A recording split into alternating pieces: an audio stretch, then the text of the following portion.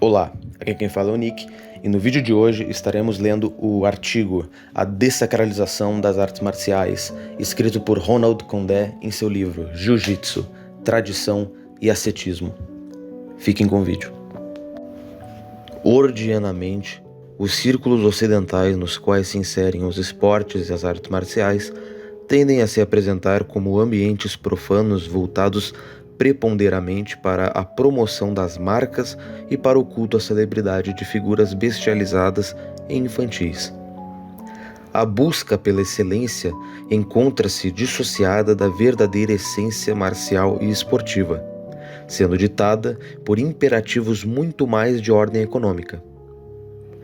Nessa atmosfera de aridez espiritual na qual se verifica a subversão de diversos significados metafísicos, os atletas tendem invariavelmente a apresentar uma certa ignorância quanto dos atributos espirituais inerentes a essas práticas tradicionais.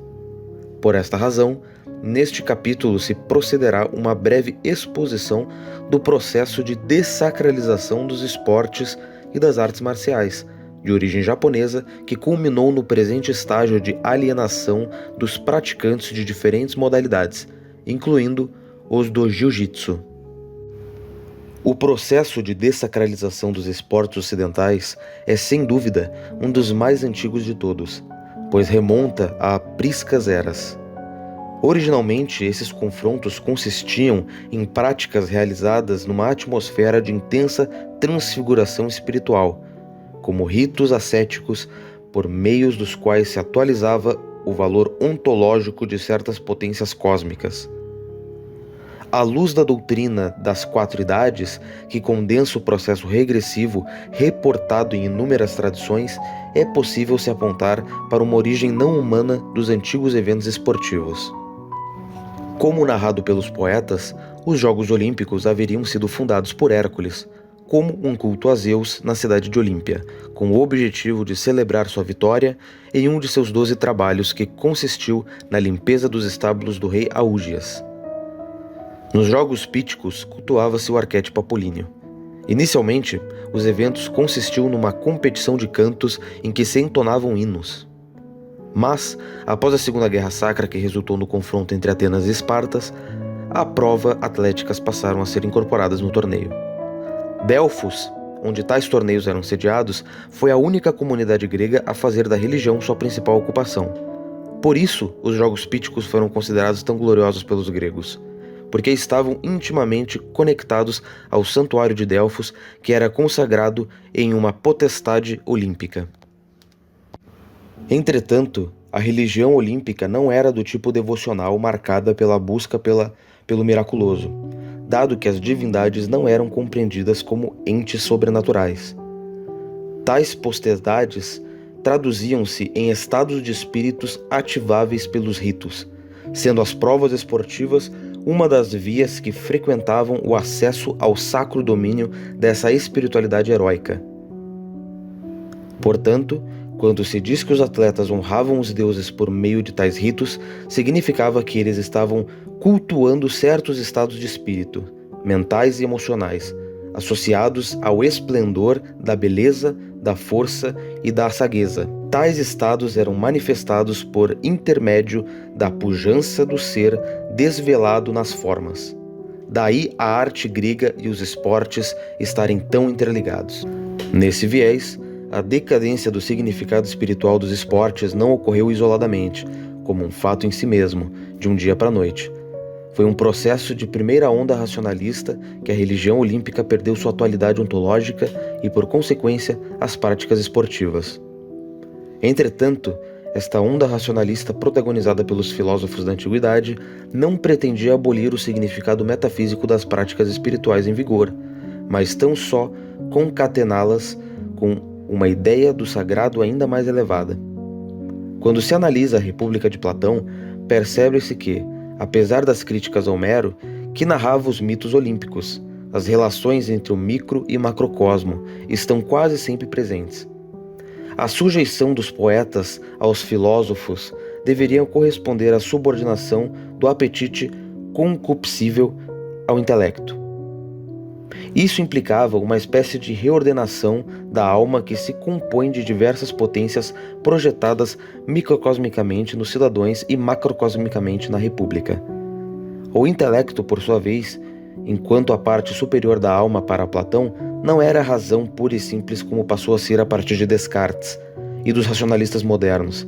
Tratava-se do intelecto transcendente, compreendido de uma perspectiva esotérica que provê um conhecimento suprarracional e a que comumente se denomina gnose. Mesmo com a dessacralização da religião olímpica, os esportes na Antiguidade Clássica foram seriamente encarados como uma matéria espiritual em Roma. Os Ludi compreendiam uma via sacra de manifestação da tradição da ação. Entretanto, como em todas as eras, o esporte tendeu a refletir o estágio de declínio civilizacional em que é praticado. Apesar de os Jogos Olímpicos terem sido banidos desde a antiguidade por decreto do imperador Teodósio I, o principal foco da crítica acadêmica tem sido a Idade Média.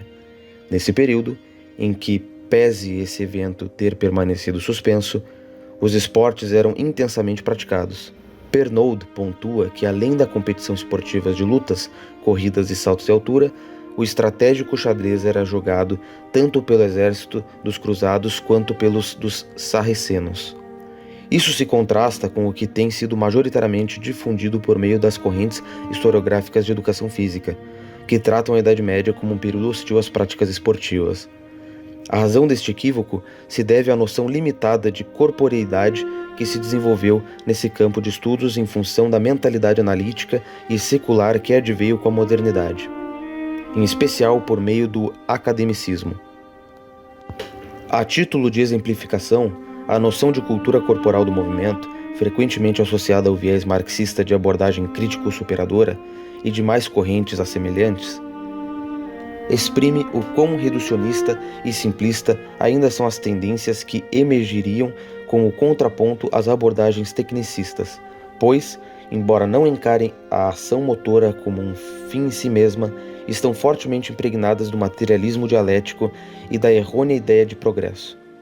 Por conseguinte, não dão conta de captar o processo regressivo da dimensão espiritual esportiva em curso, dada a impotência de suas chaves interpretativas. Da modernidade à pós-modernidade, os esportes seguem sendo um espelho de inconsistências infra-humanas. A segunda onda racionalista, protagonizada por Descartes, conduziu a humanidade ao cientificismo analítico até culminar no racismo biológico eugenista. Por isso, antes mesmo de passar a ser um veículo de propaganda de regimes políticos diversos, o esporte já estava fadado a espelhar uma certa debilidade, haja vista que o caráter analítico do pensamento ocidental inevitavelmente viria mais cedo ou mais tarde repercutir em sua atmosfera. Somado às influências utilitaristas e mecanicistas modernas, chega-se ao estágio desportivo atual, no qual os atletas tendem a ser meros outdoors de patrocinadores e a performance atlética tende a ser encarada de uma perspectiva quase que exclusivamente motora. De um prisma ilidiano, mesmo dessacralizados, os esportes constituem um fenômeno essencialmente espiritual, pois se traduzem em um comportamento religioso, por meio dos quais as provas iniciáticas são atualizadas não apenas a nível onírico ou inconsciente, como ocorre camufladamente por meio dos contos e novelas, mas sobretudo a nível corpóreo e consciente por meio de seus mecanismos de catarse ativa. Embora tal perspectiva seja útil à compreensão da dimensão religiosa imanente aos esportes, não se pode reduzir a iniciação a meros processos inconscientes, como acaba por fazer Mircea Eliade, dentre outros cientistas das religiões e psicólogos junguianos pós-modernos, porque isso resulta inevitavelmente em correntes pseudo-esotéricas que acabam operando uma contra-iniciação no lugar da autêntica iniciação. Por isso, esse neo-espiritualismo, constituído a partir dos prolongamentos inferiores da consciência do subsolo da existência, tende a ser ainda mais temerário do que uma abordagem de cunho materialista, tais como as críticas superadoras e assemelhadas. A dessacralização das artes marciais japonesas, por seu turno, é um fenômeno mais recente. Sua origem remonta à ocupação do Japão pelos americanos após a vitória dos aliados sobre os países que integravam o eixo durante a Segunda Guerra Mundial. Inicialmente, todas as artes marciais foram proibidas, incluindo o judô, o karatê e as demais estilos de jiu-jitsu, como o da escola Azuma. A justificativa fundamentou-se no suposto potencial de as artes marciais conterem valores supremacistas que estavam na base da política expansionista do Império Japonês. Conforme se verifica a partir do excerto de um desses documentos históricos, o novo judô será dirigido ao longo das linhas democráticas, removendo suas velhas fases místicas, formais e feudais, especialmente seus aspectos militaristas e ultranacionalistas, tais como a arte militar, que é útil para a luta e para as ações reais enfatizadas durante a guerra, como no combate desarmado corpo a corpo. Percebe-se com clareza que tal entendimento contrasta com a visão ortodoxa de Kano, segundo o qual o Judô Kodokan é originalmente um ensinamento de artes literárias e militares. As supostas diretrizes democráticas, além de tenderem à politização das artes marciais e da ocidentalização do Japão, constituíram em uma via para dessacralizá-las, pois por meio delas se tentou esvaziar as artes marciais de todos seus significados transcendentes e essencial, que as faz ser justamente aquilo que são, artes marciais e não outra coisa. Também foi uma forma de dotá-las de uma certa utilidade econômica, sem a qual sua existência dificilmente se legitimaria num regime no qual o poderio econômico sobrepuja o poder político. Isso responde à questão levantada por Lowry no último capítulo de sua obra a respeito das tendências de os praticantes modernos descurarem os ritos marciais. O impulso secularizador e laicizante das democracias liberais naturalmente repercutiu no âmbito marcial, que possui sua temporalidade própria marcada pela incidência de certos eventos cíclicos de significação espiritual, tais como determinados cultos, ritos e cerimônias. Portanto, a dessacralização das instituições promovidas pelo influxo de valores seculares do Ocidente é a razão principal de algumas práticas rituais serem descuradas pelos atuais praticantes do Budô, já que tais ritos acabaram perdendo seu valor ontológico em função dos reflexos do regime político imposto. O que motivou a hostilidade do Japão em relação aos outros povos não foi uma cosmovisão marcial baseada numa compreensão esotérica das artes marciais, mas sim um viés nacionalista expansionista de que foram imbuídos os japoneses após o fim do regime feudal, que levou à adoção do capitalismo pelo Império Nipônico. O nacionalismo moderno expri um patos telúrico do homem cívico distante de uma espiritualidade guerreira baseada em cultos solares, como a encontra entre os japoneses, porque está associada ao laicismo estatal e, portanto, compreende um fenômeno burguês e não aristocrático. Tanto é que, inicialmente, quem tentou recuperar o arquétipo dos romanos, incluindo sua saudação, não foram os fascistas italianos, mas os jacobinos franceses, imbuídos da ideologia liberal sintetizada nos valores liberdade, igualdade e fraternidade. No mesmo sentido, o supremacismo racial japonês não decorreu de uma espiritualidade guerreira cultuada nas artes marciais, e sim da influência oitocentista e novecentista da ciência moderna que levou à configuração do racismo científico, que veio a ser institucionalizado por meio da legislação eugenista. Como pode ser verificado, o racismo científico não foi um fruto exclusivo dos fascismos, embora neles também tenha se cristalizado. Mesmo após a ocupação e desmilitarização do Japão, as leis eugênicas continuaram em vigor lá até junho de 1996. E nos Estados Unidos, elas perduraram até 1970. Isso evidencia uma incompatibilidade entre os fatos históricos e aquilo que se assiste nos filmes hollywoodianos e é ensinado às gerações contemporâneas, pois, como se constata, a polarização aliada versus eixo não estava alicerçada em questões fundamentalmente éticas, tais como a suposta defesa da integridade física das pessoas contra regimes totalitários. Foi uma disputa travada em prol do poder econômico, conquista de territórios e hegemonia global. A política expansionista que culminou na invasão de outros países e nas atrocidades perpetradas nas duas grandes guerras mundiais foi ditada por razões muito mais econômicas do que raciais. Do contrário, o neocolonialismo ou imperialismo seria um produto exclusivo dos estados nipônicos, germânico e anglo-saxões, pois foram onde o racismo científico se institucionalizou por meio das políticas eugenistas.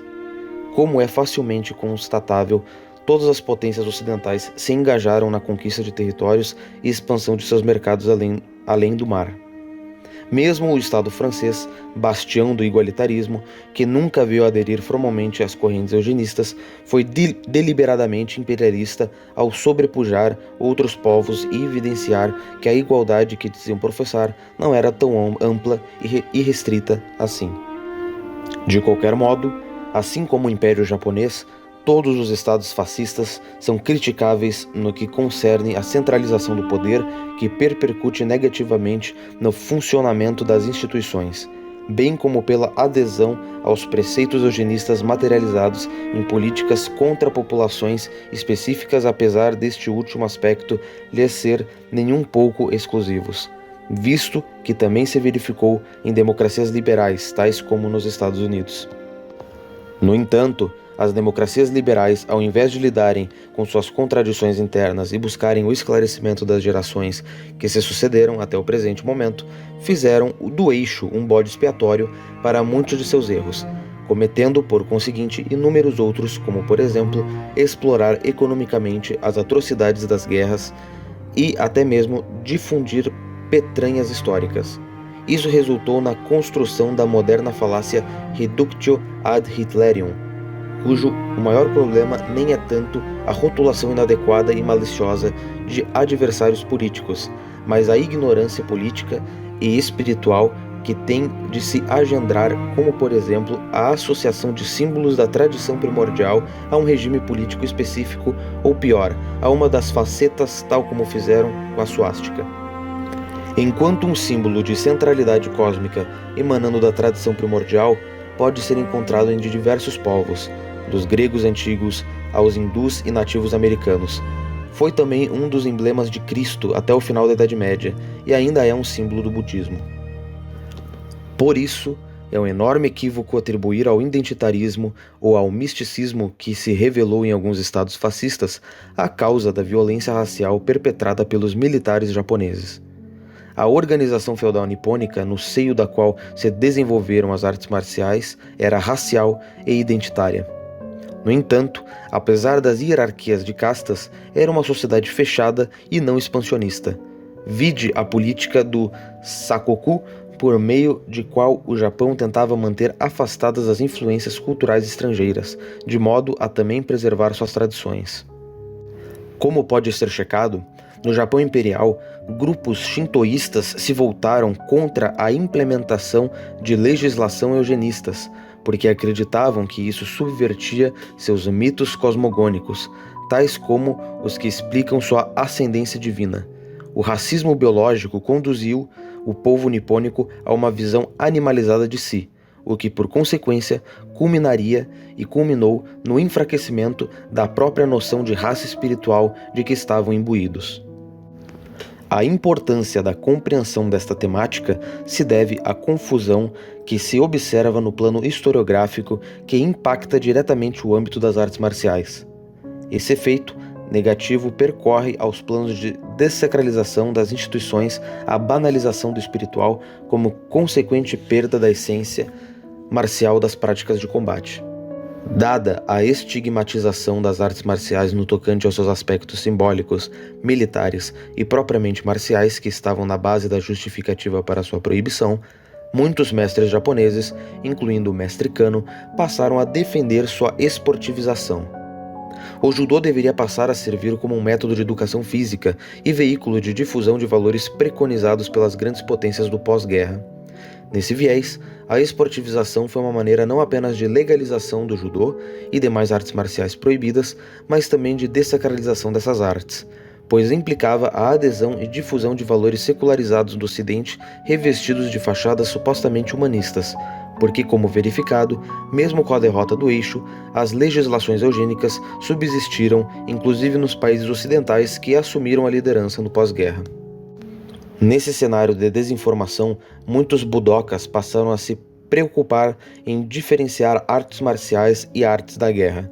O termo guerra passou a ser compreendido não mais no sentido transcendente do asceticismo guerreiro, embora muitos budokas continuem a empregar o termo marcial que deriva de Marte, deus romano da guerra, bem como a enfatizar uma dimensão supostamente mais espiritual, quando vão abordar a temática na empresa bélica. Tendem a enxergar apenas uma de suas faces. Poder-se-ia dizer apenas o face omote. Técnica sem contato com o oponente, ignorância quanto ao significado metafísico do combate corpo a corpo, campeões de WO, mestres viciados. Todas essas inconsistências são características dos mestres contemporâneos e sinais evidentes da decadência do sentido espiritual das artes marciais. Mas não para por aí. Ainda é comum nos dias de hoje serem encontrados supostos mestres e escritores budokas que, desabilitados pela hegemonia cultural negromancista, mostram-se preocupados em não soarem antiquados aos seus leitores. Observa-se que mesmo durante o shogunato Tokugawa, encontravam-se grupos de mulheres que praticavam jiu-jitsu, dentre outras artes de combate, como o Tantojutsu. Eram conhecidas como Onabugeishas. Isso evidencia que havia inclusão daquelas que possuíam predisposição para a empresa bélica. Contudo, haver inclusão não significa que o ambiente das artes marciais não seja masculino. Também não significa que seja neutro, como pretendem os ideólogos de gênero. Haja vista a presença da virilidade espiritual inerente a essas instituições, a espiritualidade japonesa, grega antiga, asteca e demais caracterizadas por cultos solares. A título de aprofundamento, a própria noção olímpica de virtude, encontrada em Homero, decorre dessa virilidade guerreira.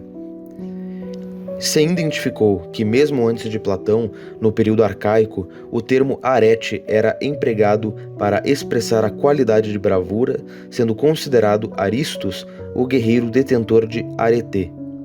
No período clássico, o termo foi alargado ao abarcar, além da bravura de espírito, as virtudes de sabedoria, temperança, justiça e prudência. Constata-se que a essência da noção de arete e aristocracia é originalmente guerreira e masculina, posto que era utilizada para identificar os aristos, compreendidos como o guerreiro dotado de coragem e bravura. Portanto, a virilidade espiritual deve ser cultivada com vigor e entusiasmo pelos autênticos praticantes de artes marciais, sem a capitalização ao patos progressistas que se reflete na submissão à hegemonia cultural negromancista. Doravante, pode-se perceber que a espiritualidade enfatizada por alguns supostos mestres budokas, na realidade, não passa de um mero misticismo inautêntico e desvirilizado que não se coaduna com a espiritualidade tradicional das artes marciais, sendo totalmente contaminado pelas influências decadentes do ocidente pós-moderno. Da mesma forma, as técnicas no-touch, que derrubaram e paralisam o oponente como um suposto poder paranormal, revelam absolutamente nada de espiritual nessas práticas, senão o quão embusteiros que aqueles que as ministram. A banalização, se não criminalização, do elemento espiritual nas diversas esferas institucionais, incluindo a das artes marciais e da política, revelou-se como uma estratégia de dissuasão adotada no pós-guerra por certas potências capitalistas para eximarem-se de seus erros e legitimarem a implementação e manutenção de seus regimes políticos. Em face do exposto, pode-se agora compreender a atual panorama de dessacralização das artes marciais de origem japonesa e dos esportes em geral, sem se sucumbir à desinformação propaganda pelos círculos acadêmicos, midiáticos e dramatúrgicos.